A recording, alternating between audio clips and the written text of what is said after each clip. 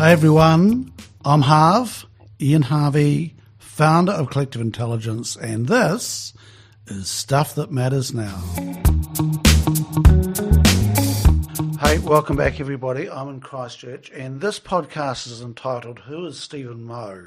And we were just having a discussion in preparation for this. I thought, no, we need to press the button because we were going to be finishing the podcast before we started. So, Steven, welcome. Thank you for agreeing for me to interview you. As we said, it's deja vu because I'm thinking maybe 18 months ago, might be somewhere around there, you interviewed me in this room with the same sort of gear because why I'm really intrigued with this interview is that Steven has helped us get started with our podcast series, helping us with the gear, what to do, interviewed me,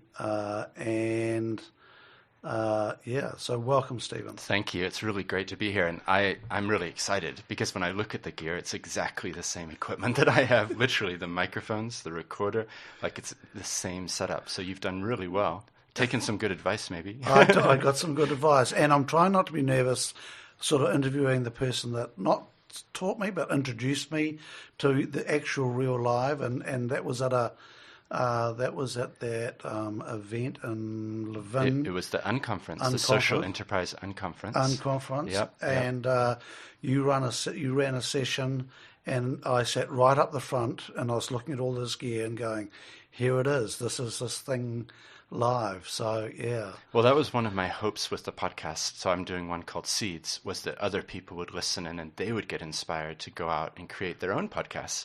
And that's exactly what you've done. So it's really quite special for me to be here seeing you now as, you know, the next generation taking it on. Because I'm so young. Look, it's the guys in the office laugh, you know, when I first started off, they would turn the machine on and go, has he actually got anything on there? Because technically I am hopeless. I'm okay once I use it enough, yeah, right? But it's anything, but just the initial stages. And, you know, I had the odd freeze setting up and going, now where does this go and where does that go? And I actually like taking the gear with me around the country. I like doing them live and going into people's places and so forth. And so I've had to get better at it. But the gear is really heavy to cart around, and it causes havoc going through airports. But the audio quality will be much higher. And I always think, in my show anyway, I want to respect the listener so that they can't tell the difference between a Radio New Zealand interview and this. Because you could get your iPhone out and you could record some audio, but it wouldn't be the same quality. And we looked at that. We nearly went down that track of going, you know, we can do this for, you know, nothing. And then we listened to them and... look, I've got hearing loss, but even I could pick up the difference in the audio. But also like the setup when you're setting up, it gets you in the mood and so forth, and then you get the thing at the end of winding down, all that sort of stuff. Yeah. So Steven, let's just kick off with congratulations on becoming an Edmund Hillary Fellow, and well done. Thank you, and same to you, I understand. Yes, but this is my podcast, so you know. And one of the things we're going to go into today is that why would a lawyer become a fellow, and I'm interested in your transition to where you're in now, because you still sort of look like a lawyer, but you sort of act differently as well. So I'm really interested to dig into the fellowship because a lot of people don't know what it is, and so we'll dig into that and what this thing is, what you're hoping to get out of it. I'm really interested in this transition from when you trained, you know, as a lawyer and then come into this space. So what was the thing that triggered you to become a lawyer in the first place? Well, the first thing you have to start out with is my accent. I think people, when they're listening, they'll be wondering sort of where he's from and that type of thing. And it actually, my story interweaves back to my parents' story. So my parents were from America, but actually back in the 1960s, they were some of the first Peace Corps volunteers. So that's something that John F. Kennedy set up. And they went as volunteers to South America, to Chile in particular. And now what I'm doing today, I've realized that this is an echo in many ways of my own parents' background and origins. And so I learned a lot from their own views and ways of approaching the world. But we moved to New Zealand. So where in the States were they from? My dad was born in California, and my mother was actually born in Panama. So, yeah, quite a unique background. Right. Yeah, but she had American origins as well. So the Peace Corps, one of our members, Nick Lewis, was in the Peace Corps. And look, I can't remember the country, but it was a fairly marginal. When I say marginal, it was a war zone, and he had to get out of there. He was there for quite a long time, maybe 18 months as a young man, and he grew the long beard and was, and in Yemen. It was in Yemen. And he said it was a really formative time of his life because he'd done the traditional thing in New York and then went on this Peace Corps thing, changed him forever. Well, it was the same for my parents. So, but bear in mind, they were some of the first cohorts to go from the States. So this is like 1967, 68, like really, really early on. And for my dad, it was an alternative to going to the Vietnam War. So it was quite a big step, to not go with his friends off to Vietnam. And this was an amazing alternative that he was taught Spanish and moved to Chile and basically was helping fishermen establish cooperatives so that they could sell their fish for a higher price rather than I come back with one boatload, but if we collectively come together, then we can get a much higher price through a cooperative. Right. So, yeah, they have had a fascinating life story. They went on to work with the Quinault Indian tribe up near Seattle, Washington. Right. And my dad did some consulting in Africa, and always with a fisheries bent, though. He's a marine biologist, and that's what brought us to New Zealand in the mid-1980s. He was brought over to raise salmon. So salmon require cold water, and so Norway, the west coast of the U.S., and New Zealand and Chile. Those are all places where you can raise salmon. So who bought them out? My dad got a job out here with a company. It was actually on the Waitaki River near Oamaru. Right. So that was where we first moved to. And so I was a young child, basically. I've kept my accent, but we moved here, when I was 7, 8 years old. So, yeah, I grew up in New Zealand, even though I have a lot of international background as well. Yeah. And because I remember that time when that was developing, there was some government funding going into those projects to develop those companies with the salmon and so forth. And I think some of them actually gone on and done pretty well long term. Yeah, I think so. I mean, my dad was involved in the very beginnings of them. Yep. And then he did other things to do with South America. Yep. And as a child, we used to eat salmon all the time, and I just thought it was normal, but turns out it's not. So then you've, and look, we've got some members of ours now working really heavily in the genetics of salmon, and it's quite interesting. And they gave me some different salmon to taste. It was vastly different colours, different taste, and it was really interesting. And that was part of what my father was involved in, was what you feed the salmon affects the skin color, which then affects how much you can sell it for, particularly in Japan, where it's used for sushi and, like the cuts need to have a certain texture and a certain color that looks, like salmon.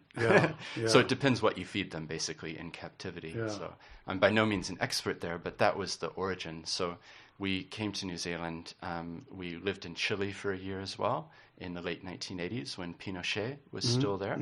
And then came back. I had my high school years here in Christchurch, and then I went to Canterbury University from 1995 to 2001 with 1 year in Japan as well. So the law why was that of an interest to you? Well, I'd always enjoyed writing, and I'd always enjoyed history and reading. So I think this is a case for many lawyers, actually. We don't naturally fit within sort of a sciences bent, and we're usually okay at reading and writing. And it's kind of an odd thing, but you end up at university and you do usually like history and sociology and all these sorts of subjects, and then you do a paper in law. and it's a little bit competitive to get into second year. So if you are given a place in second year, then it's like, oh, well, maybe I should take that up then. Right. So that I wasn't doing it to change the world or anything like that, but I did do well in it and came out with a degree that got me a job at Russell McVeigh in Wellington. Right. So that was in 2001. So I was there for 3 years and doing big corporate type of transactions. And is that, like they talk about the sweatshops of those big companies, is that what it's like? Yeah, it can be. In New Zealand, for people listening, it's a completely different scale. So after being in Wellington, I left and moved to London. And in London, the law firms are vastly bigger. Yeah. So the biggest firms in New Zealand would have a couple hundred people, which is really big. Yeah. But I worked for a law firm called Norton Rose Fulbright, and there was about 3,500 lawyers just in that firm. So the London office, I think we had 700 or 800 in one building. And I can tell you many, many stories about the fact that we had apartments in the lower levels of the building where if you were working late, you could book them to go sleep for a couple hours so that you could get up again and continue doing the urgent deal that needed to be done by 9 a.m. Right. And, there was a restaurant in the building and you could go and have your dinner. It was very easy to work long hours. Right. And that was encouraged? That was encouraged, yes. Right. Yeah, definitely. Right. I mean, that's, you're measured on your billable units. Yep. So, there's 6 minutes. Yeah. So there's 10 units in an hour. Yeah. And then, if you bill more, then you're going to get a better salary and you're going to get more career advancement. So there's it's a high pressured place. And after about 12 years in that law firm, I realized that I was maybe starting to sell out my own entity, my own identity, through what I was doing. So basically, I was 3 years in London, and then I speak Japanese, so I moved to Tokyo, and I helped set up the Tokyo office, and I was there for 4 years. And then I moved to Sydney, and I was in the Sydney office for 4 years. So again, there's 55 offices around the world. This is a 24/7 type of environment where you're getting emails all the time. It's extremely exciting. It's a team coming together. But at the end of the day, you do feel like you're at the end of the phone to a very wealthy person telling them they can buy another Maserati. It's not very fulfilling in the long run. Yeah, so kind of realizing that heading to the end of my 30s and realizing maybe it's time to head back to New Zealand. Interesting space, isn't it? Because lots of people just like that scene. Mm-hmm. I was on the periphery of a argument 2 weekends ago, and it was a subdivision near a beach, and I won't say where, so it's but it was in the Wairarapa, and this development had gone well. At the moment, lots of people are buying up property. Interest rates are low and so forth, and wealthy people are buying up property. And it would appear another subdivision was opening that people weren't expecting, and it was going to block their views. And I wasn't in the meeting, but a meeting was called in this coastal town. And there are people yelling at each other and calling each other liars and so forth. And I thought, man, look at this. The world is ablaze with COVID. There are economies crumbling, and we've got rich people here yelling at each other about their view potentially being blocked. Mm. And it did occur to me to walk into the building and go, oh, for God's sake, get a life. Mm. Is this worth yelling about? Mm. And it was I don't think I would have ever had that view before, but I just thought, really, grow up, you bloody children, and, work this out without threatening to bring in lawyers and calling each other liars and so forth. And I felt really disappointed, actually. Well, what you're identifying is that I think there's paradigm shifts occurring right now where we're moving from an extractive economy towards hopefully a regenerative economy. Yep. So there's this clash of paradigms, of ways of thinking. And so that's what we're seeing, and an outworking of that would be that meeting where there's still the old mindset, which is a very fixed mindset, and it's a very much how much profit can I make? How much can I derive from this entity? How much can I use it? As opposed to hopefully where we're headed to, which is more regenerative. How can we do business in a way that actually gives back in some way and isn't extractive and actually cares about the employees? And so that all starts to merge with terms like social enterprise, impact investing, B Corp. All of these things are symptoms, or not in a bad way, in a good way, that there are shifts happening. And I think the next generation is getting it quicker than the previous generation. So for my generation, Stephen, I turn 61 tomorrow. Happy birthday to me. Oh, and I struggle with some of my generation and I'm very fortunate to live and work around lots of young people and lots of people who give a shit about the world and making a difference. And I'm a lot more conscious as a result. And it's really just from hanging out from these people, because going back 20 years ago, I was quite a narrow-minded git and thought capitalism was fine and all that stuff, right? So I struggle sometimes mixing with my old crew, who I love, but our worldview is so different. Does that ever affect you? It does, yeah, for sure. And oftentimes I'll be giving, I'm in Queenstown tomorrow, for example, giving a talk about purpose-driven entrepreneurs and different structures that you can adopt. But I know there will be some people in the room who are thinking, I want to make as much money as possible from my venture, from my business, so that I can then decide to give away some of my profits to charities and things. So it's a different way of thinking, and I think everybody's on a journey, and so I'm glad to hear of your journey, that it is possible to shift gear. It's possible to look at the world in a new way. And for me, that happened about 5 years ago when I came back from Sydney and arrived in Christchurch. Deliberately chose this firm called Perry Field, which is kind of a medium-sized firm. We've got about 50 people, so it's not at the bigger end, but it's also not just one or two people in a And so what was the things for you to choose?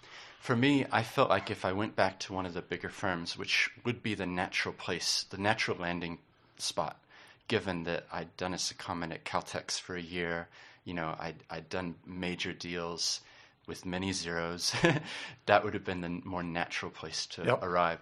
But I felt like in a bigger firm, I would be added as a cog within a machine that was already running, and that I would just slot in and it would be about how many units I was generating.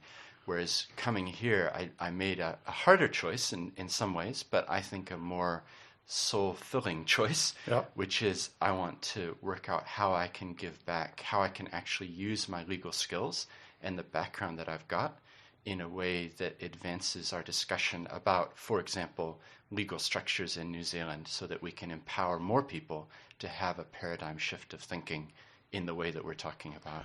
So I think if I'd gone into a bigger firm, it would have been much more of the same as my previous life. I possibly would have been paid more, but you get to a certain point and you realize that on your deathbed, you're not going to look back and wish that you had more zeros in your bank account. You're going to look back and think about, how did I have impact? How did I hopefully add value in some way to our world? Was that an epiphany, or was that a gradual burn for you to get there? Yeah, it's a great question, and I think it was probably a gradual burn. When I first arrived back here, I thought, well, now I can act for overseas companies coming to invest in New Zealand. I can do overseas investment office applications and that type of thing. And then the Social Enterprise World Forum was held in Christchurch in 2017. And I remember I was up at Mount Hutt skiing, and I thought I could put together all of the articles I've been writing on this topic of social enterprise, and it would make a book. And so that's what I did. So it's a very short book, but it's called Social Enterprises in New Zealand, a Legal Handbook. And it outlines all the things that I think people need to know about how to structure your ventures.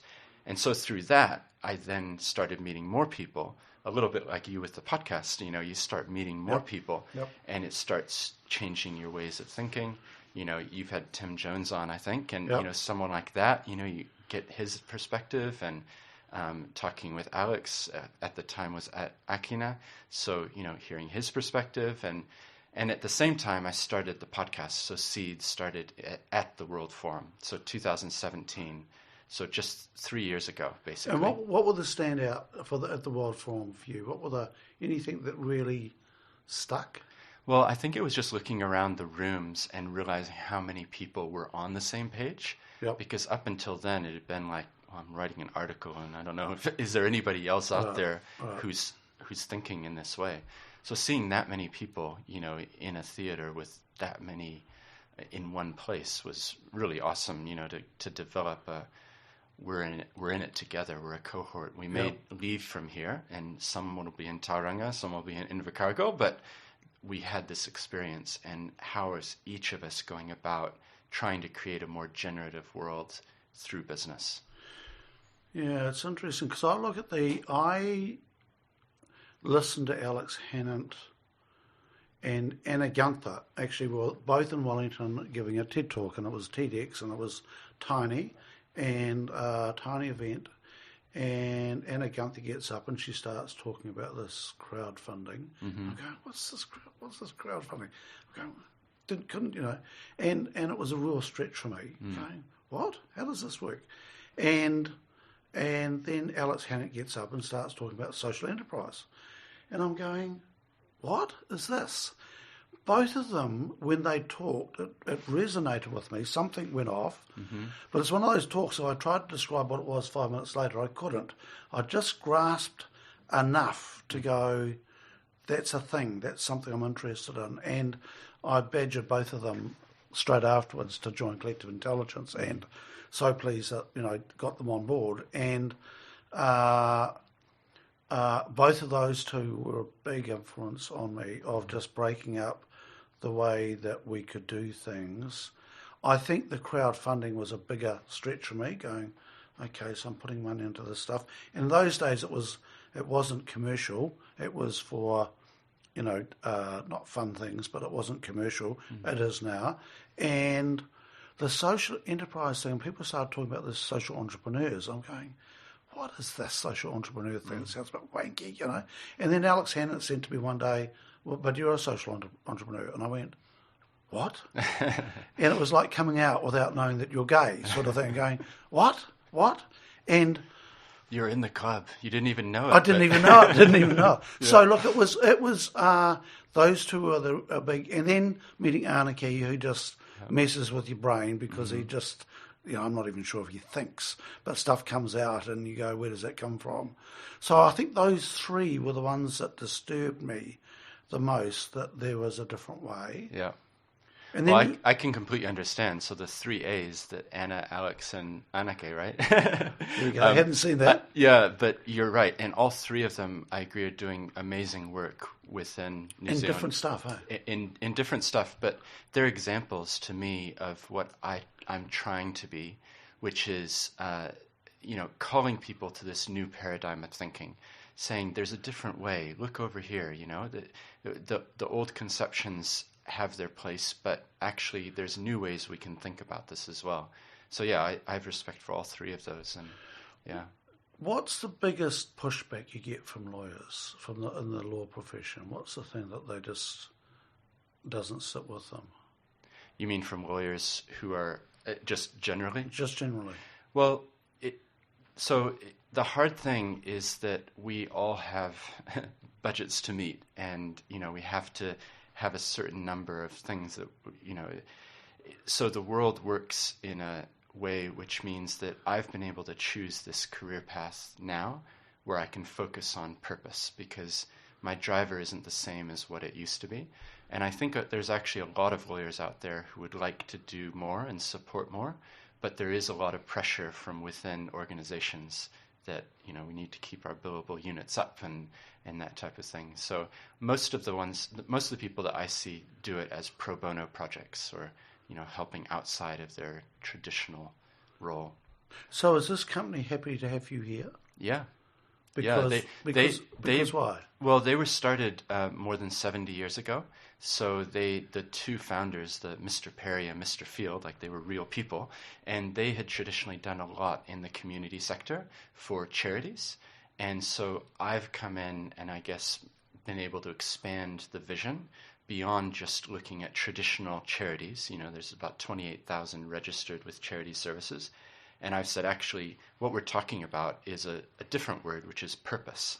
And purpose is the umbrella term that I tend to use. Purpose and impact, those are my two favorite words.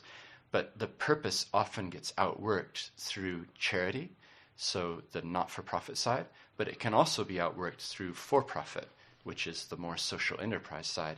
And I view them in some ways as flipping the coin. They're both about purpose. They're both about impact. Yeah.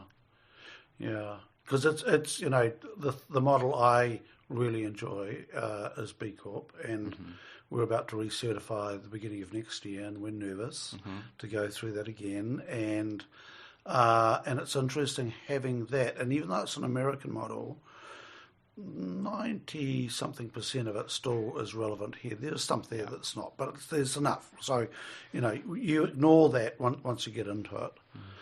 But I cannot get over how much that influences how we operate, because we will often go, so as a B Corp, is that congruent with where we're heading? And it's been fabulous to go. There would have been times we'd go, do we go this way or this way?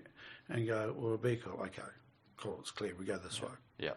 And it's great having that model there. Well, I think it's a great tool. Definitely as an assessment to be able to say we care about all of these things, because there's a lot of questions that they ask. You have to think about it. It's not just a light, easy answer. And yeah, I've endorsed what they do completely. What I've done with others is said, actually, what can we learn from B Corp within a New Zealand context? So if we can put in the show notes some links, with Akina and the Law Foundation, we came out with a paper about 1 year and 3 months ago, where we interviewed about 25 social... I remember that. It was a big piece of work, wasn't it? Yeah, it took 9 months to write. So there was 5 of us who co-wrote it. And there was a lot of thought going into that. But basically what we were questioning there is, could we actually empower the ecosystem by having a legal structure which was set apart for... I'm using quote marks, social enterprise. I'm actually moving away from the term social enterprise these days, because I think social is a little bit too limited. I want to talk about, environmental and cultural and many other types of impact as well. Which actually is embraced within social enterprise, but the name doesn't necessarily explain that. Exactly. Yeah. So more and more I'm using the word impact. So the impact company or impact enterprise, because I think that's actually what we're talking about. And there's a paper I just gave you a copy of where we're looking at stewardship models, and in that we talk about impact as the key word. And I talked with Louise Aiken about that from Akina, and I think she would say, yes, I tend to agree with you that it's probably a better word to use is impact rather than social enterprise. Because the beauty is that in New Zealand, we can learn from what's been done overseas. We can adopt it here, but with a Te Ao Māori perspective. And so that's what really makes it exciting conversation to me. Because if we could get the right people on board, we have the chance to build something here that would be an example to the entire world. As a small nation that can make changes, we could actually come out with some new things that lead the way that other countries then look at. Because we have the potential to adopt a second or a third generation model of impact enterprise. Looking at the benefit corporations, which is the legal form used in the States. Italy has a form. There's a community interest company structure in the UK.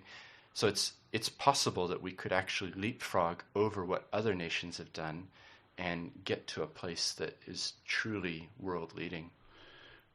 Because of our relationship with our Indigenous people is stronger than most other countries, if not all other countries. Doesn't say it's perfect, and we know that. But leveraging because I know within our business, whenever we adopt Maori values, we go better. And we have a lot of Maori influence within collective intelligence. We would like a lot more. And we know whenever we embrace, and they teach us how to use their, I'll use the word models, but their values, and you embed that in the business, it goes better. You know, a bit like the B Corp thing is that B Corps generally, profit-wise, go better than a non-B Corp in the same field, which takes a bit of getting your head around. Yeah. So do you know what I think is happening here? I think that it's these paradigms colliding that I was talking about before.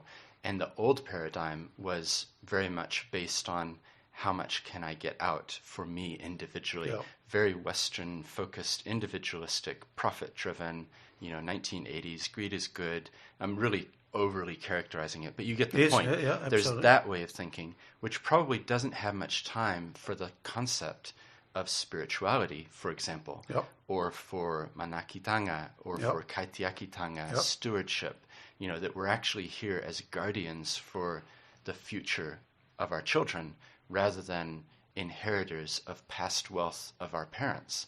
So it's a real mindset shift, But the other paradigm that we're talking about in social enterprise, the B Corp movement, all of these things, impact investing, they're all examples of this new paradigm of thinking, which isn't so much focused on how much can I personally benefit, how much profits can I derive for my own comfort in an individualistic way, but asking how are we working together as a community? How is this activity going to impact not just the current employees, but it's going to impact my great-great-grandchildren? And when you start wearing those sorts of lenses, then it makes complete sense that Te Ao Māori would have many things to teach us, because in that way of looking at the world, your tipuna is there and your mokopuna is there. There's way deeper ways of thinking rather than just how Steven Moe. That's the important thing as an individual. It's much more about the connections, and just as one simple example is the term whānau.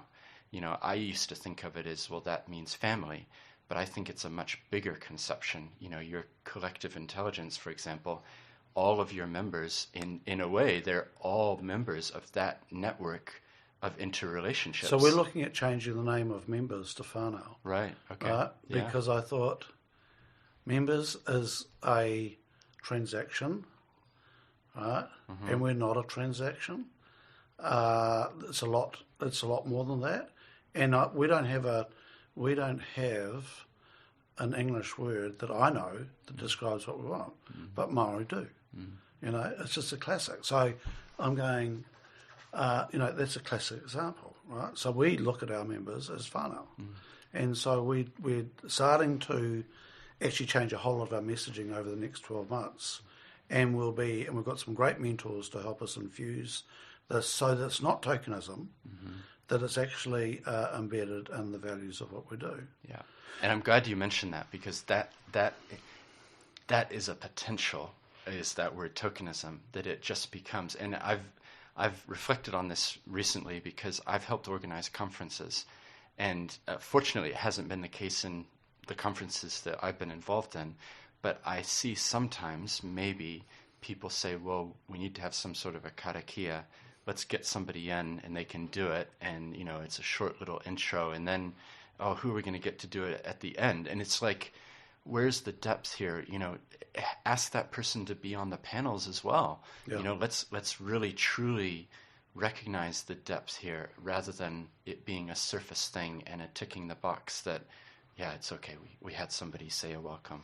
And look, it's something I'm really mindful of, and we have actually worked hard to try and get in place and haven't, is that all our facilitators are white, and we would love to have Maori facilitators. And I've tried numerous times, and we haven't got there yet. We will get there, and it won't be once again, it won't be tokenism, but it's something I'm really excited about actually bringing up. And a lot of our facilitators are very strong in the Maori values. So that's something we're working on. I just want to go back to a thing you were talking about before about this paradigm shift. Mm-hmm. So I've got this thing in I get things in my mind that I play with and so on.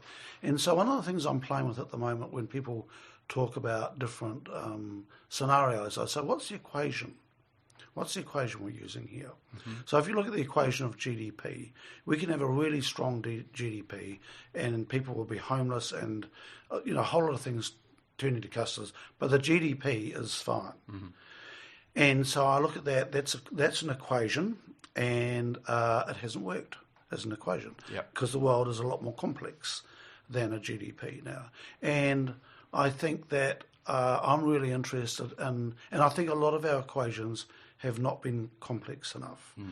And so when you, the Maori perspective of an equation, and I'm using it as embraces whole range of things, from environmental to ancient to the future and all that sort of stuff, right? And our equations have been very short and brittle. Mm. And I'm really interested, and so I'm challenging people to say, tell me what's the equation you're using here? And I like that, so that's something I'm playing with at the moment. Yeah, well, I'd love to riff off of that, because the way I think of it is the old paradigm would have been Harv's got 1, Steven's got 1, 1 plus 1 equals that's 2. Cool. And you have your 1, and I have my 1, and that's it. and it's a very limited perspective. I think where we're headed, I hope, is that we start to see beyond that, and we go, actually, the 1 from you and the 1 plus from me, what if that could equal 4? What if there's other measures that we have ignored? And the context for giving this example is that I'm the chair of something called Community Finance, which is all about social housing here in New Zealand. So we've just closed raising $40 million for that. We had Generate KiwiSaver, who've put in $20 million, and Tyndall Foundation put in $5 million. So we've gotten a lot. Like, it's a real thing. It's not small numbers.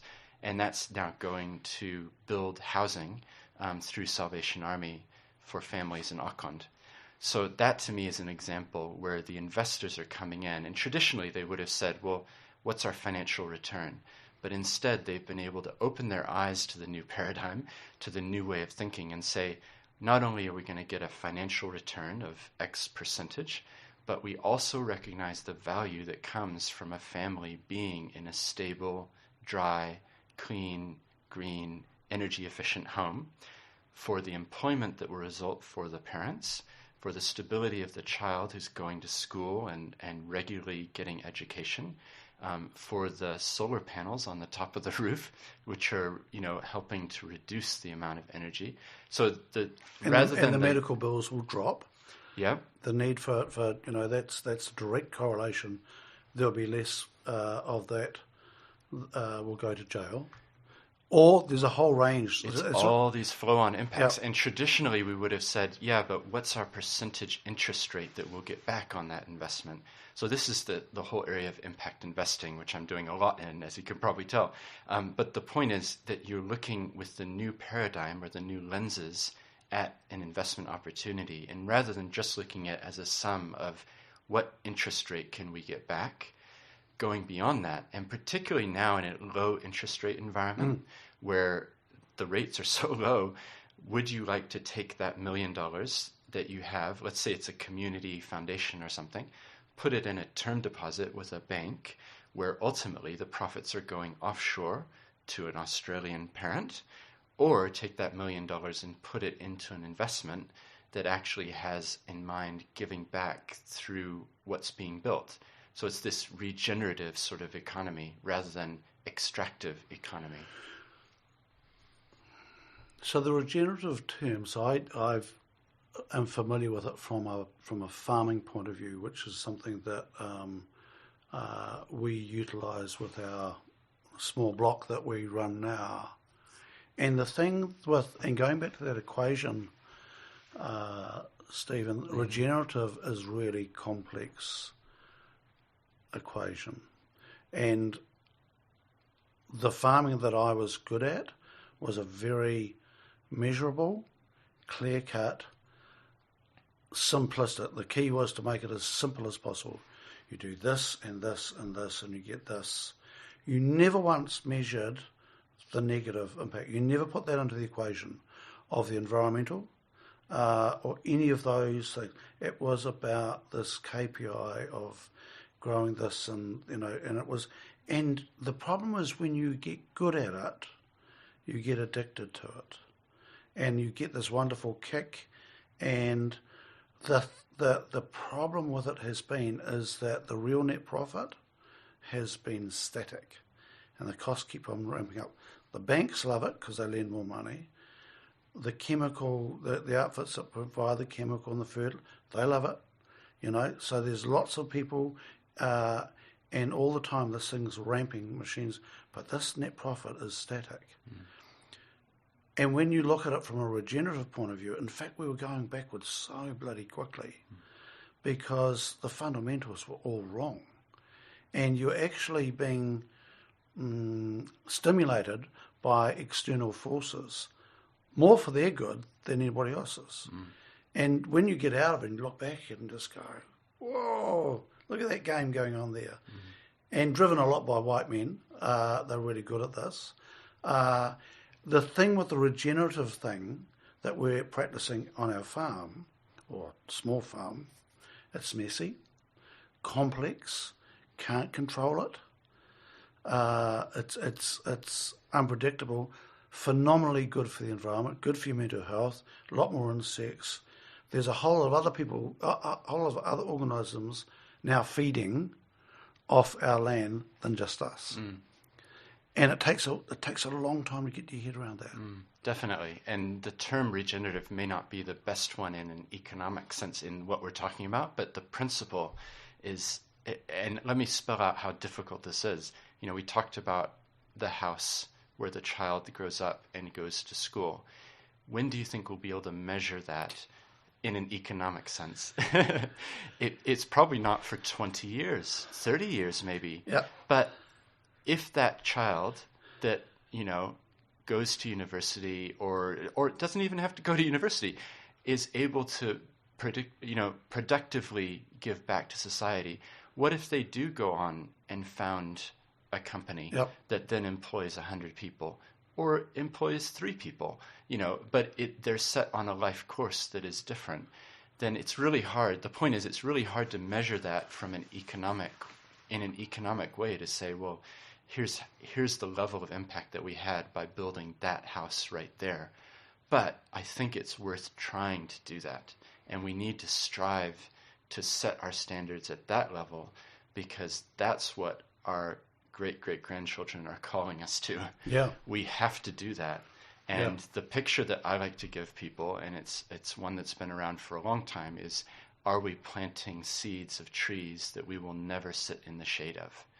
And that's the lens, that's the perspective that we need to have, rather than the really short term. Because the paradigm I've been talking about is very short term. It's quarterly profits. It's, in your context, how much did we make on the farm? Yep. The long-term regenerative type of concept is an intergenerational perspective. So it's really hard to measure, but we've got to try. We've got to do our best. And in your example, on the farms, what if a stream had some cover planted by the water so that the native fish, the galaxids, were able to be alive and produce there? Because right now they're on the endangered species list. I just interviewed someone who's an expert in freshwater fish, and this is happening. So it's just an example, though, that it's really hard to measure that in terms of GDP. And why is it important? We can just put other fish in there. And it's so ecosystems are really complex and subtle. And subtle things make a big difference. Yeah, well, there's Whitebeard regulations right now that are being discussed. So, do we care enough about these? Because whitebait are native fish, but you can't see them. Yeah, but how much do we care about them? Yeah. Because rivers are being overfished. And so do we set them apart as reserves? Do we have every couple of years that you can't fish there?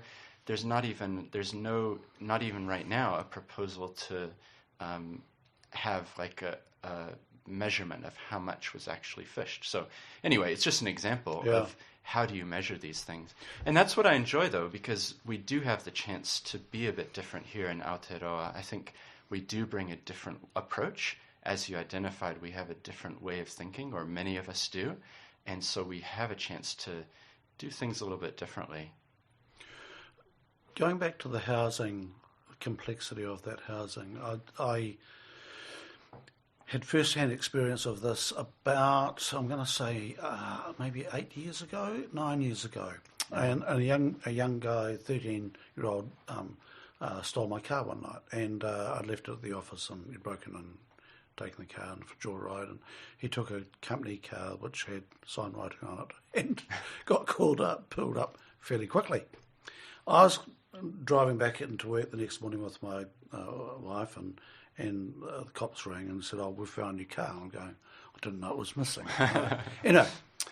I get this letter and invited to a restorative justice process, and I thought, but I thought, actually, I've never been to this, and I was just thought, let's go and see what this is about. I walk in, and this young boy sitting there, and his mother on one side and sister on the other, and this kid's got his cap on and his head down, and there's social workers and cops sitting around, all the focus is on him.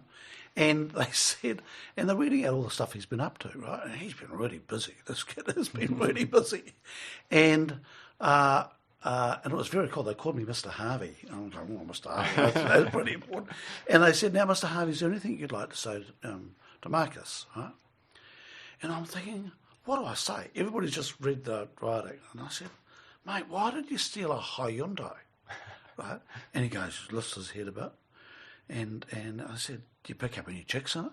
And he went, looks up a bit more, goes, "Nah." I said, "Mate, stink car for picking up chicks." And now he's looking at me, right? And I said, "You have been busy." And you can see the cops looking at me going, "We've got a wacko here," right? Yeah, where's he going with this? Yeah, and I had no idea, but I just thought, I said, what's with this, you've been really busy out late at night, and what's that all about, I wonder? And I put it as a hypothetical, because I thought, I'm not going to, anyway. So, and we had a bit of a conversation, and he sort of grunted a few times.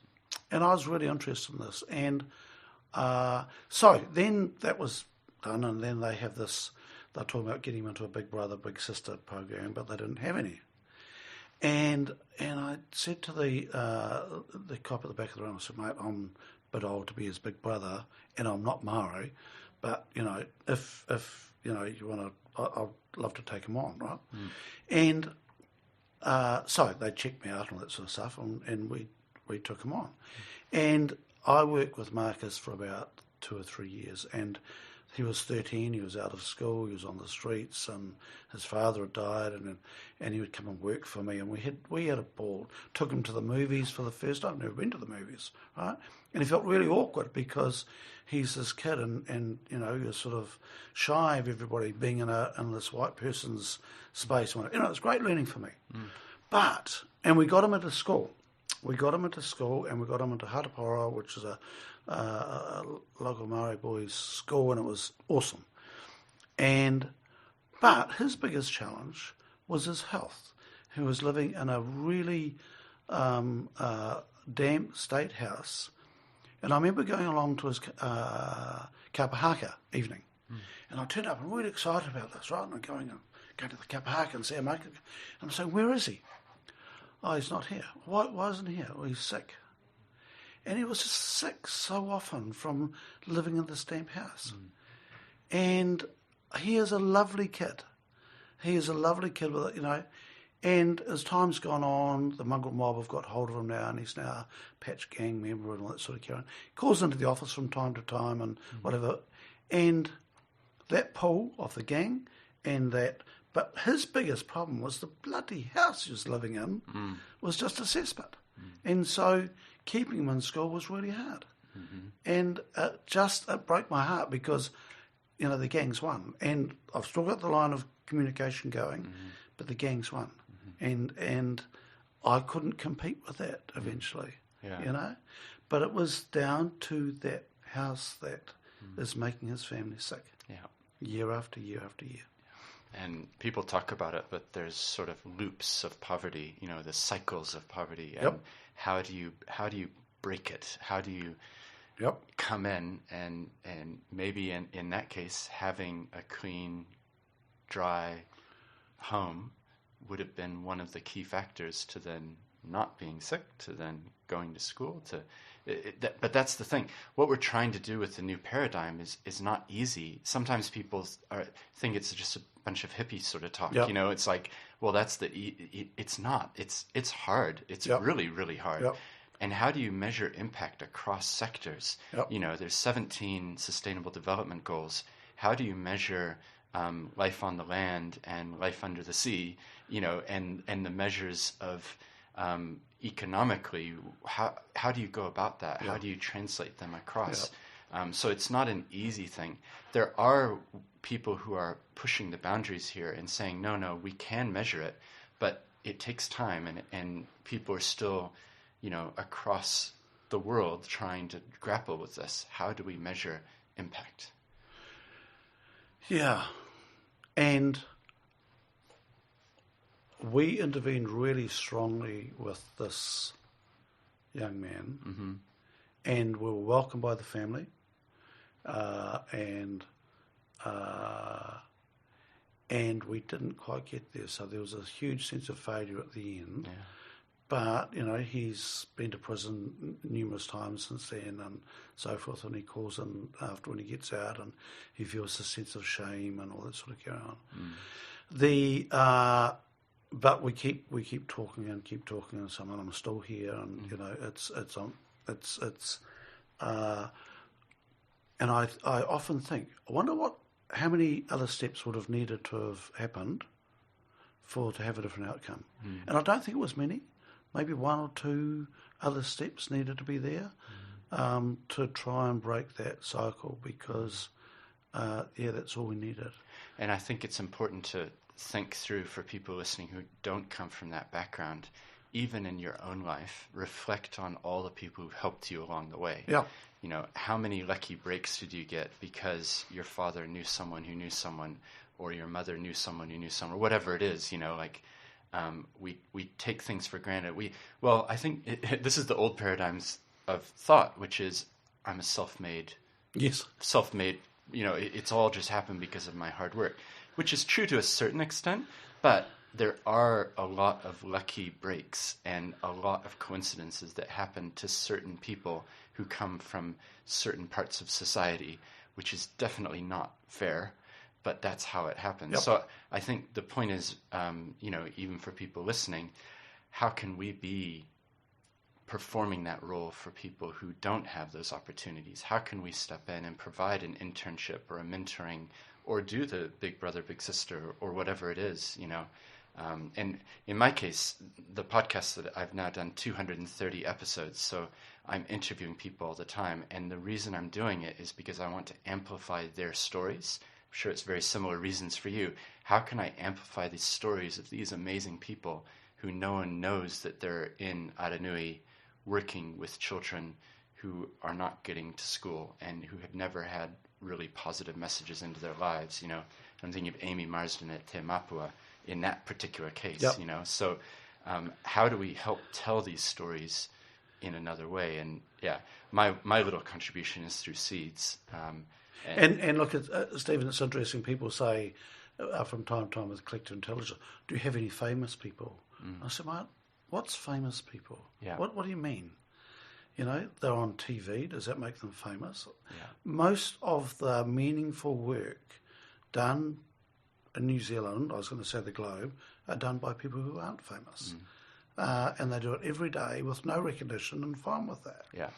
But that question is a symptom of that paradigm, the old paradigm, which is all about measuring status and measuring how famous you are and things. And actually the new paradigm, I hope we're ushering in, says we need the workers. We need the people who we never know their names, but behind the scenes they are working really, really hard for the betterment of the wider society.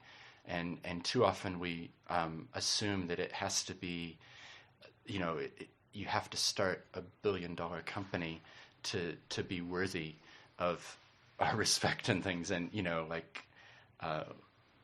founder of Facebook, or these unique unicorn companies that have become amazing. But actually, I think at the end of the day, we need more and more people behind the scenes who we never know their names, but are willing to sacrifice and really put in to help this new paradigm come into being. And in Maridom, they're called Auntie. We ran a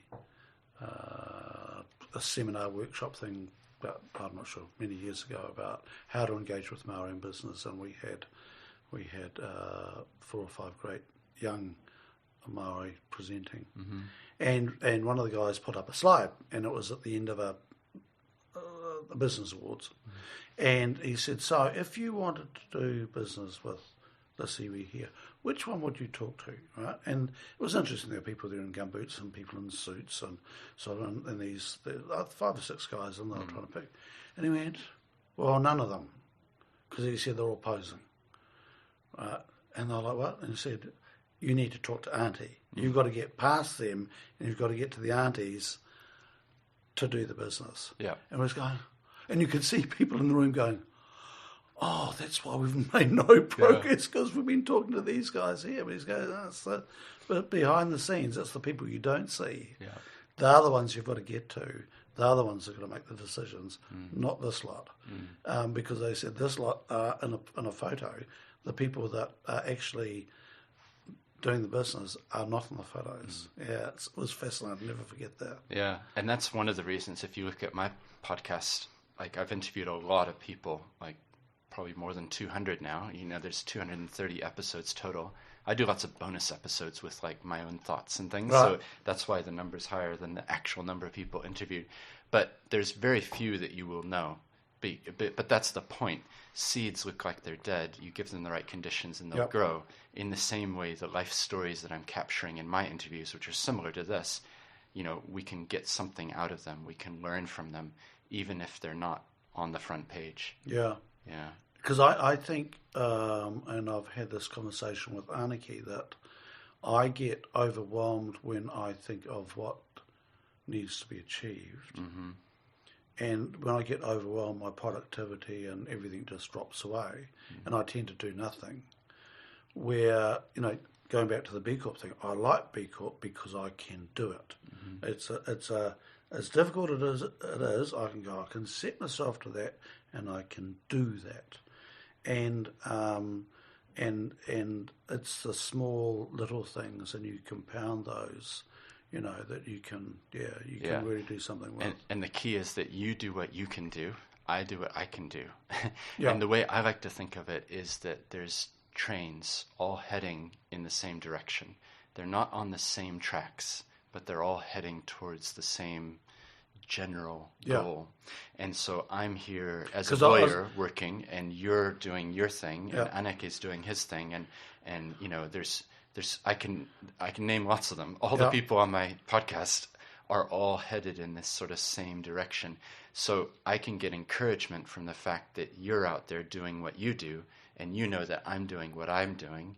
And I think that's something that we need more of, is cross-fertilization and conversations where we're able to encourage each other, that, hey, I know about this accountant who's doing this thing and this environmental scientist, and, we can actually spur each other on, iron sharpening iron, working even harder, knowing that there's others on the same journey, even if it's on a parallel path rather than exactly the same path as us.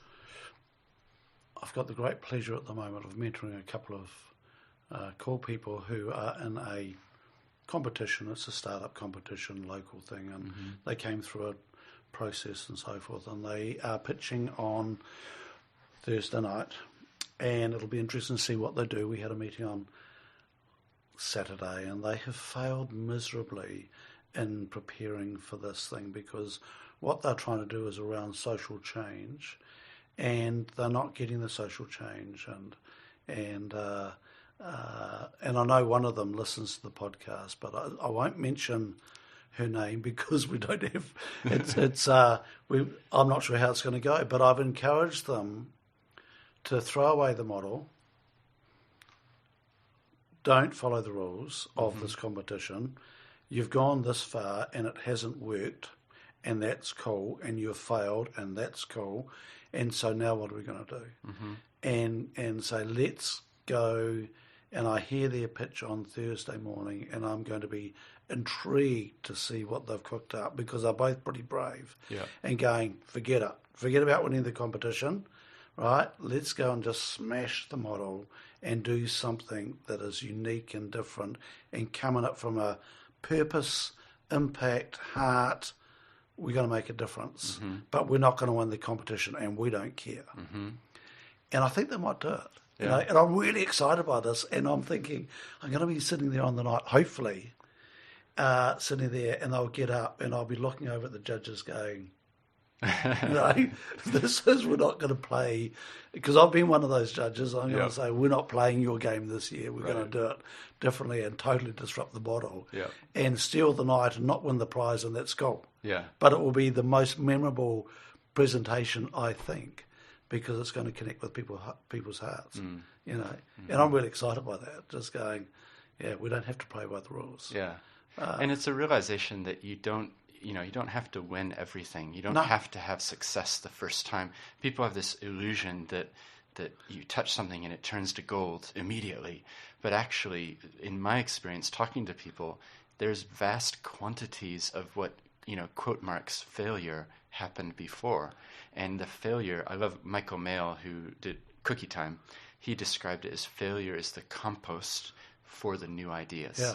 You have to have failure to be able to have success. So that's an interesting way, paradigm of thinking about it, that you actually need to go through those things to then be able to know how to handle success, to be able to work out what it is that's going to work. That's the best definition I've ever heard of failure. Compost. I love it. Yeah. Well, his interview is one of the best ones because he's a fantastic guy, hugely involved in all kinds of things. But he said, I did this thing and it failed. I did this thing and it failed. It wasn't until my third or fourth venture that I finally got something that, quote mark, success. Got some traction. Yeah. Yeah. And now, So, Stephen, if we come forward to the Edmund Hillary Fellowship, once again, congratulations on being awarded that. Tell us, what is this thing that you understand? Well, I view it as being a natural extension of what we were just talking about, which is people are on a journey in life and they're heading in a direction. And so I view the Edmund Hillary Fellowship as an example of this, of curating and bringing together people who are very similar, all doing extremely different things. So there might be a rocket scientist who is, sending rockets up into space.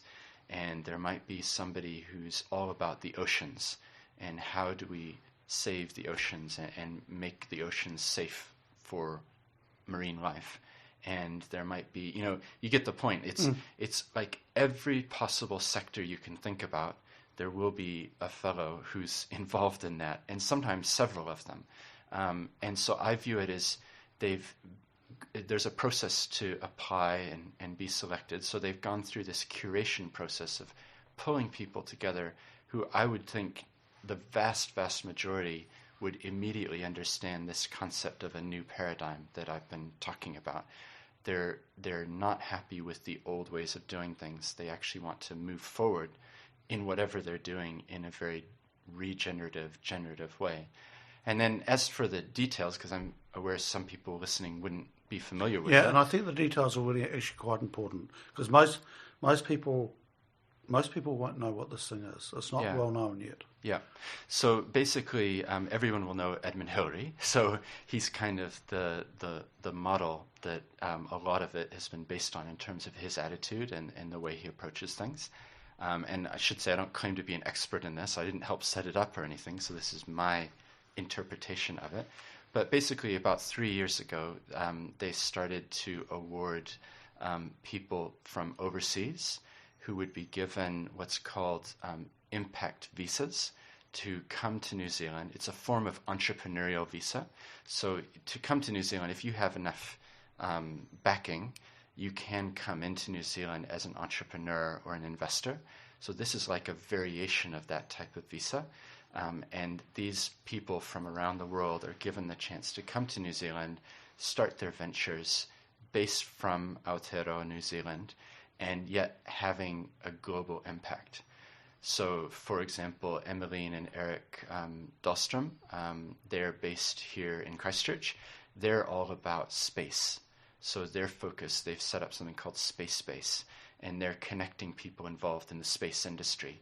So their view is to facilitate that, to get people talking and networks happening. And they're based here in Christchurch, but they're talking globally.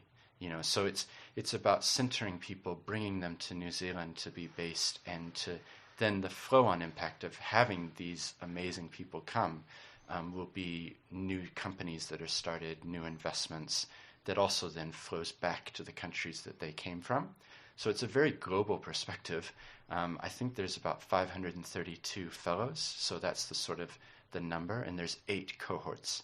And the initial cohorts, there was like 25, 26 people, but the more recent ones, there's been more that have come through.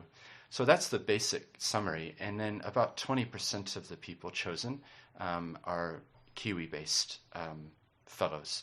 So you and I are examples of that, where we're already here within the society. We have networks.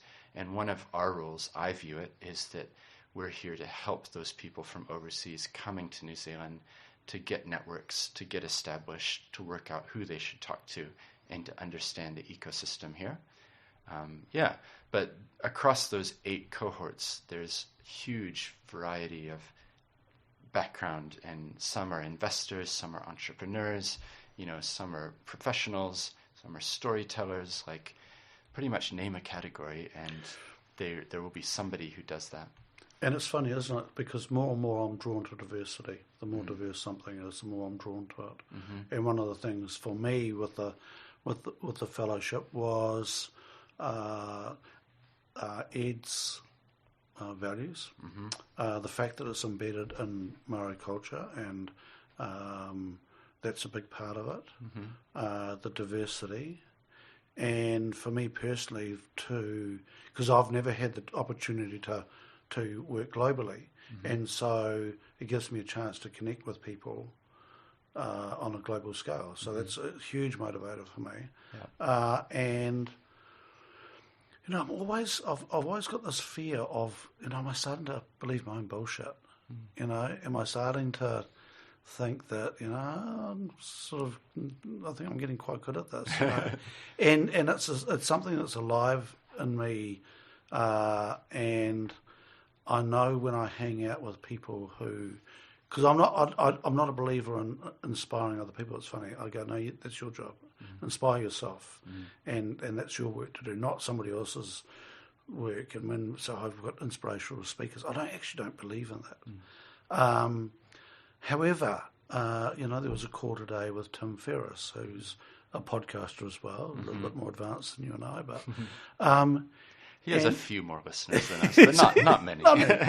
But listening to him today, what really I connect with was how down to earth the guy was, right? And he was talking to, there was a number of them. Yosef was on the call, and Shay Wright, and whatever.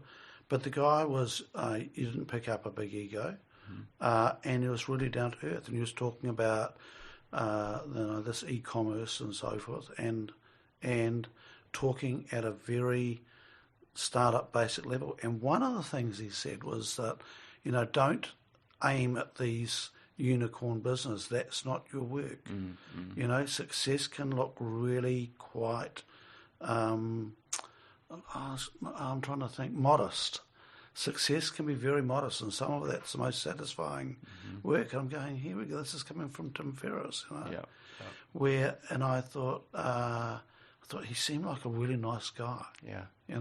Well, that's been my experience so far, is that everybody I've connected with is, I'm going to use the word humble.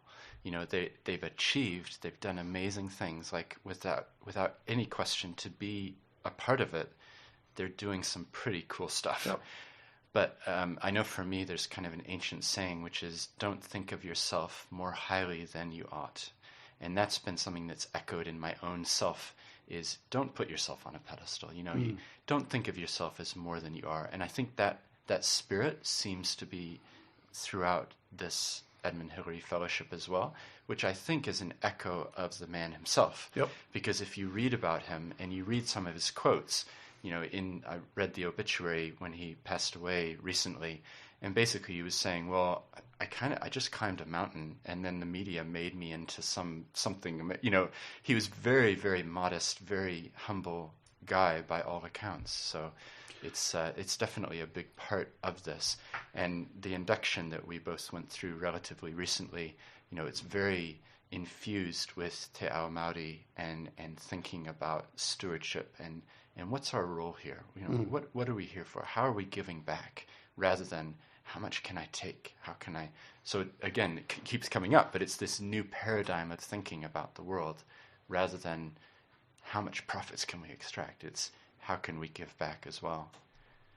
I met Ed once, and I was our local school was in an area that grew rhododendrons, and I was involved in the school, and it was middle of winter. It was pouring, it was wet, and Ed was being flown in, and how do we get him from the helicopter to this place? So, and I had to drive across on a farm ute, and I had to drive across and pick him up in the ute, and I cleaned my ute and made it all tight. It was so funny. Yeah. And all the time I'm thinking, I hope I don't get stuck. It would be so embarrassing to have this iconic guy and I go and get my Toyota ute stuck in the paddock. And all the time I'm just going, don't get stuck, don't get stuck.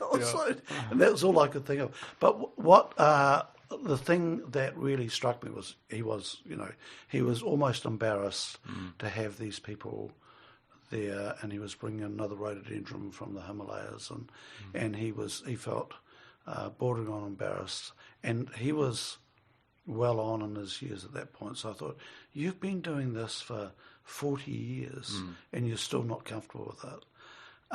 And I couldn't get over, he's a really big man. And I thought, he's not even built for climbing. Climbers are normally small, wiry people. And I looked at him, I thought, how did you do this? It was quite unusual. But I feel incredibly honoured to be part of the fellowship because being associated with his name, is just sensational. But it was meeting these people. We had in my group, we had a young woman from Nigeria, and I won't pronounce her name because I'll totally butcher it, but I'm going to say she was in her 30s, and she started a shoe manufacturing. She was the biggest shoe manufacturer in Nigeria, and she employed just women because women can't get jobs in Nigeria. So she started this thing, and whatever. And I'm just looking at her and going, what have you been through for that to get to this point? And in our group, they said, "Oh, so Harv, do you want to speak first?" And I said, "Look, white men have been speaking first forever." And I said, "No, you speak first." And you could see her going, she wasn't used to that. Right. It was and she really appreciated it. And said, "Well, hang on, just give me a moment here." And just the sheer diversity. And you go into those little groups and go, who have we got here? Yes. And I don't even want to talk. I want everybody else to talk and go, tell me, what have you done? What are you doing? What are you working on? Yeah. Tell me about this climate change initiative, which is incredible. Or tell me about this new robotics that will help explore Mars. Or tell me about this. Yeah, it goes on and on. Yeah. But the interesting thing, we talked about measurements earlier on in the podcast, and I think this is an interesting point for EHF, for Edmund Hillary Fellowship, is I think what it's done is it's brought together people and allowed them to start mixing and connecting. And so I think some of the measurements or the results won't be seen for possibly decades to come. And it would be a fascinating thing to do a longitudinal study, like the Dunedin study where they had the children, and monitoring them over the time. because I think there will be connections and things that result from what it is, but you may not see the impact for 5 years or 10 years or whatever it is. So I wonder if anybody is actually embarking on a study of this. Yeah, it'd be interesting. Because it would be, and the government will have some measurements that they'll want back, and I think there is a time frame for that. Yeah. And well, it was run as a pilot project, so the first 3 years, I believe, is now finished. So they're not accepting new applications at the moment, but it's now being assessed to say what are they. But this is my point: is that you can say, well, this many of the fellows came to New Zealand, and here's how many businesses were started, or that type of thing. But actually, there's beyond the monetary measures. There's connections, there's influence, there's a lot of flow on which will come from the organization, pulling them together. Yep, absolutely. And it's I love the term, the incubation nation, that they talk about within the fellowship. The thing that, because one of my concerns right now, and we had a presentation last week from a woman, Kate Sutton. She's come back she works for Nesta, and she's in London. She's come back looking to settle here. And she's finding it being slightly underwhelmed being back in New Zealand, and she's finding that there's a lack of ambition within New Zealanders right now, and it's concerning her. And I have said to Kate, we need to talk, and we need to get you into some different networks and so forth. And I said, I think you've been pitching to some people that are pulling you down, and we need to get you out of there and start and nurture you to keep those spirits up. We've got 250,000 expats coming back, apparently, COVID refugees, in next wee while. And the last thing I'd want is for them to feel underwhelmed, and we don't get them to settle here, or we don't not step up to their space, but we actually embrace them and listen to them and see what they see different. And I think that's going to be a challenge for us to cope with that. And because we can do, this America's Cup, I'm not a yachty, but I love that competition because I look at it and go, we're not a wealthy country, but we are doing it differently, and we're competing at a really cutting-edge science, innovation space. Go, look, we can do it. It's right there. And my hope is that the fellowship, the Edmund Hillary Fellowship, in a way, it could be a model that others who are coming back are encouraged by it. And, we could probably put the link in the show notes to Edmund Hillary Fellowship, and people can look at it and see, the types of people that are coming and are part of it. I mean, just here in Christchurch, I've done a list. I think there's about 26 people at the moment who are based here. So, we're having catch-ups and meet-ups and things, and as more of them come over, because of COVID, it's all been impacted in terms of visas and timing and everything. But the idea is that many others would also come and be at least based in New Zealand for some of the year, and bring the wealth of networks and contacts they have in Silicon Valley, in Moscow, in wherever it is in the world, that New Zealand could actually become a center in a really exciting way. Stephen, I've got to laugh at this, that because you were in a different induction group from me, but you had to put your name and your city, right?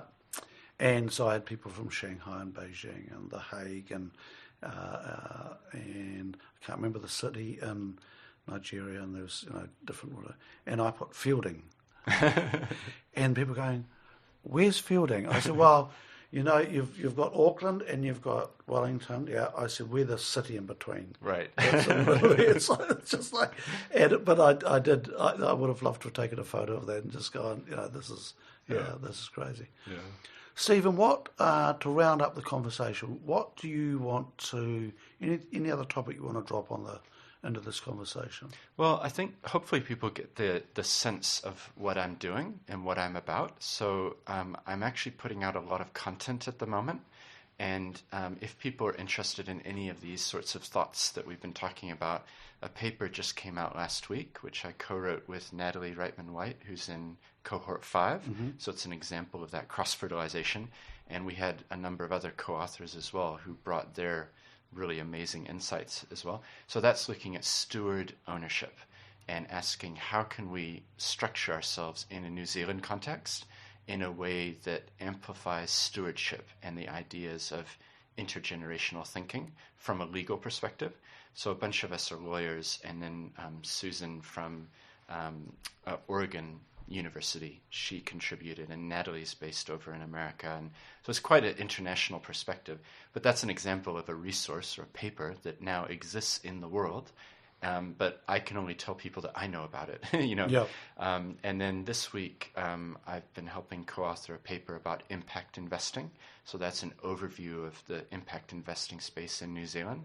And we have 4 case studies. So New Zealand Green Investment Finance, Tyndall Foundation, Community Finance, and Foundation North. So we wanted to get into the nitty-gritty of what does impact investing actually mean for an entity. Can you give us a quick overview of what it is now, so people? Yeah, sure. So impact investing, it's part of this new paradigm, and it's basically saying when you come to invest, you don't just look at the financial return, you look at the other metrics that are involved.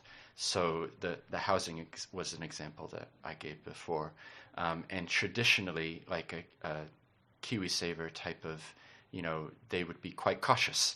They would want to invest in things that they knew they were getting a return on from a financial perspective. But this is saying, it's a call from the new paradigm to say, take your $20 million and actually invest it into social housing, because your members actually care about that as much as the financial returns. So Generate KiwiSaver, a shout out to them, as the first KiwiSaver fund, which has actually put their money where their mouth is and gone in and done that. So that's what impact investing is.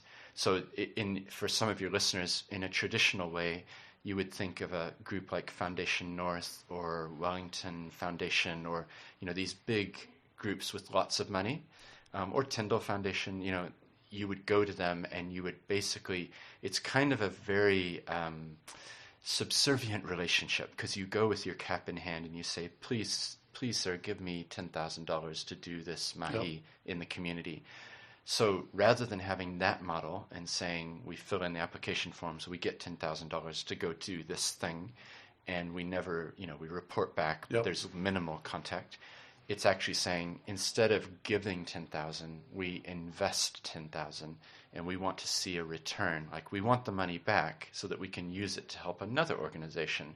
And also, we care about how many women you teach English to, because that's what you're about. So that's what impact investing is, and it's taking off in terms of a concept that people understand. And so this paper provides 3 parts. What is impact investing?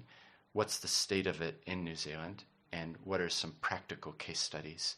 So it's just another example, I guess, of an output that's coming out. And then the other hat that I wear a lot is I'm the deputy chair of the Charities Services Sector Group. So that gets me involved in charities a lot. So I was just on the committee that helped organize a conference for charities. So we've put out all 7 hours of the audio of charity issues. So that's out there freely available. So I guess if people are wanting to explore, there's a lot of content, and I've got a website called theseeds.nz, which is where we'll put that link to at the bottom of this. Yep, that'd be great. And I try to put out that content there. And I've been doing my podcast now for 3 years. Every Tuesday morning, I try to do a new episode, and they're similar to this. Lots of just talking. They're not fixed in time. I don't talk about contemporary issues. What I want to find out is people's journeys. Yep. First half is where are you from? Second half is what do you do today? And then the links between those two. So they typically go for 50 minutes, something like that. So they're quite long form podcasting. But the website is theseeds.nz. If you do the maths, it's actually, I put out more than one a week, because I put out bonus. If I'm doing an impact panel this coming Friday, and I'll put that as audio. And I'll talk to you about whether I can take some of this and put it out as audio, and like just looking for any source that I think will be helpful for people. But that's just hitting 92,000 listens, so it's gaining traction, and not like Tim Ferriss level, but for New Zealand, it's not too bad. Look, I remember when you first started. 92,000 is huge. That's really, So just keep, a long movement in the same direction. Slow movements, but always heading in the same way, and then eventually you get somewhere. We're going to finish on that. Yeah, that sounds good. Yeah. Thank you for the chance, though. I really appreciate it. And it's, as I said at the start, it's so exciting for me to see you taking it forward and feeling like now there's somebody else out there who's, taken that concept and look, it's interesting. We've got a number of members now who have. It's interesting. I've had 2 people I've interviewed have now got their own podcast program, and they're not necessarily consistent. I'm not sure if that's true or not, because the thing that I am really interested in is this consistency thing. So we put it out every 2 weeks, and I wanted to do it every week, and the team at the office just went, "No, that's too much." I'm like, "Oh," and every fortnight is good for us, and that works fine, and we can integrate that into the thing. And for me, it's mostly 90% of the interviews are promoting and featuring our members, and I really enjoy that because I get to know them better and so forth. And it's really interesting just hearing what people are doing. Yeah. And you've got to concentrate, which is not necessarily a strong point of mine. But when you're in the zone, you've got to actually listen and hear, and people do amazing stuff. Yeah, they do. And a special acknowledgement to you to the effort that you've gone to following my advice, which is if you can do it in person, because we're looking at each other in the eye right now, and I think you do get to deeper levels than if you do it by Zoom. Not that Zoom is a bad thing, but there is something about being in the same physical presence as another person that means you are able to go a bit deeper. And so I applaud you for taking on my advice about that, and it's awesome to see. And it's great if there's grandchildren podcasts starting as well. Yeah, awesome. There you go. It's the problem with carting the stuff around the country, getting through the scanners is fascinating. Like, what is this thing? Yeah. What are you doing? Obviously, in the scanner, it looks quite sinister. Yeah. And when I first went through and they wanted to pull it all out, I went, "Oh, don't do that. Don't pull it out because it's really difficult to pack away." Yeah.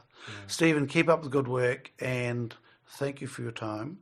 And, we do follow your podcast and go, "Oh, my God, he's a machine." But it's great to have your expertise in this zone, and, having a lawyer who knows the space. Yeah. Well, it's been a privilege to be on, and that's what I'm trying to do, is to think in, when I'm 95, looking back at my life, how can I have added value? So, it's great, and I appreciate the chance to share some of my story. You've just been listening to an episode of Stuff That Matters Now, brought to you by Collective Intelligence. I hope you enjoyed listening to the fun stuff, the rugged stuff, and the complete stuff-ups that have helped this particular Collective Intelligence member evolve while making the world a better place. Do check out our Stuff That Matters Now podcast series on your favourite podcast provider, or visit our website www.collectiveintelligence.co.nz to get links to new episodes. Contact us if you want to learn more about how we can help you evolve yourself and others. Thanks for listening.